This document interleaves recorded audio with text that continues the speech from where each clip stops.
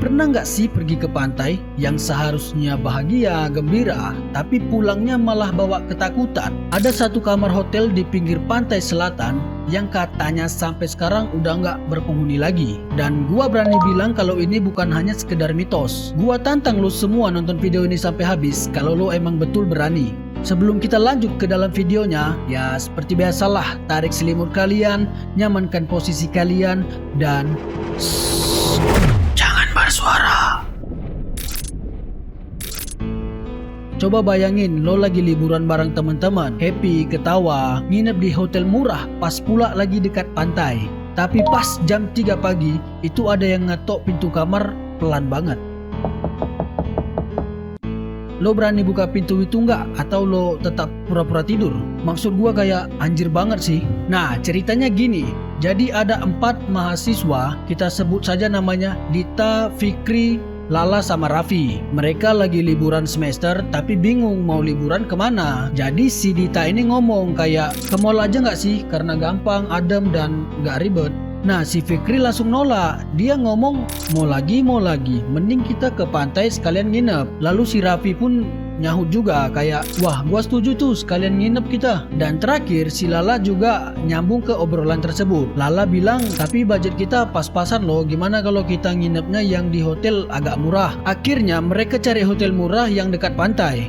Dan sialnya dapat hotel agak tua, sepi, dan kamar yang dikasih ke mereka adalah kamar 308.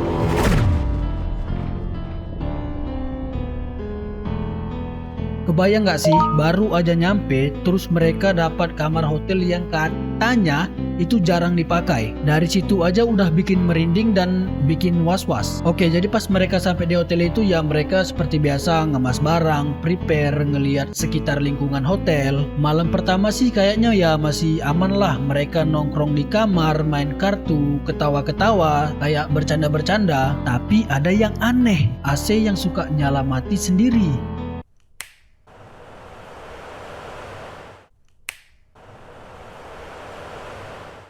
Fikri ini ngomong sambil ngelirik ke arah AC. Dia bilang kayak, lo ngerasa nggak sih AC ini kayaknya udah rusak deh. Lala ketawa kecil sambil ngomong, udahlah paling listriknya jelek. Mereka ketawa, tapi sebenarnya udah ada rasa kayak nggak enak. Lanjut sekitar jam 2, si Raffi ini terbangun dari tidurnya. Dia dengar kursi kamar yang geser sendiri ke arah cermin. Oke, coba bayangin kalau kalian ada di posisi dia. Lihat kursi yang geser sendiri.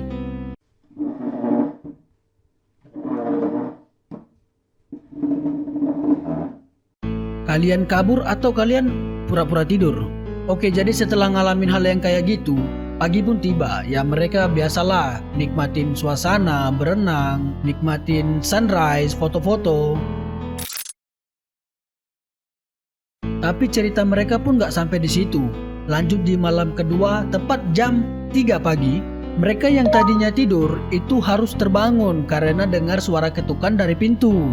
Dita yang panik pun sambil ngomong, jangan buka pintu, gua takut. Raffi yang sok berani pun ngejawab, udah santai, paling orang salah kamar. Pas Raffi buka pintu, itu ternyata nggak ada orang atau kosong. Lorong hotel gelap, panjang, dingin, tapi ada jejak kaki basah yang masuk ke kamar mereka. Lagi-lagi cerita nggak sampai di situ. Tiba-tiba mereka dengar suara tangisan perempuan itu jelas banget dari kamar mandi.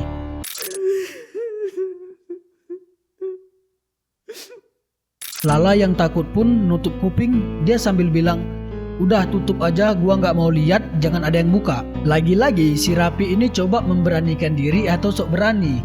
Pas dia buka pintu itu hasilnya sama aja, masih tetap kosong, gak ada orang. Tapi ada cermin yang retak sendiri, itu kayak dipukul orang dari dalam kaca.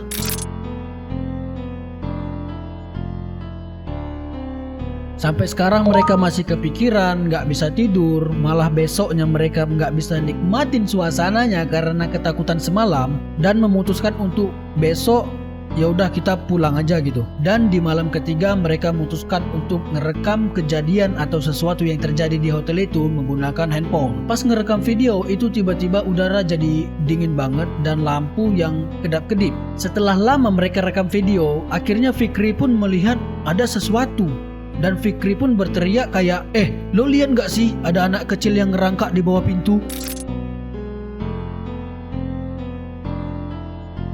Dita pun jadi ikutan panik. Dita sambil ngomong, di pojok, coba lihat di pojok, ada perempuan baju hijau. Dia senyum ke arah kita. Nah, di sini si Lala ini pun udah histeris. Udah, kita pergi aja dari sini. Gua udah nggak peduli lagi sama barang-barang. Nah, kalian bayangin, kalian lagi ngerekam, tiba-tiba ngelihat sosok aneh di pojok kamar dengan muka yang creepy dan senyum tipis. Kalau kalian ngalamin kejadian sama kayak mereka, itu kalian bakal nunggu di situ sampai besok pagi, atau kalian langsung pergi di malam itu juga. Pada akhirnya mereka lari, pintu dibanting keras, dan HP yang terjatuh.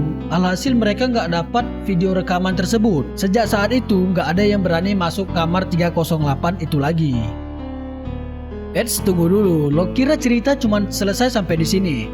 Nggak, katanya ada yang nginep di kamar 308, tapi mereka juga ngalamin kejadian hal yang sama. Dari ketukan pintu, tangisan perempuan, dan sosok baju hijau.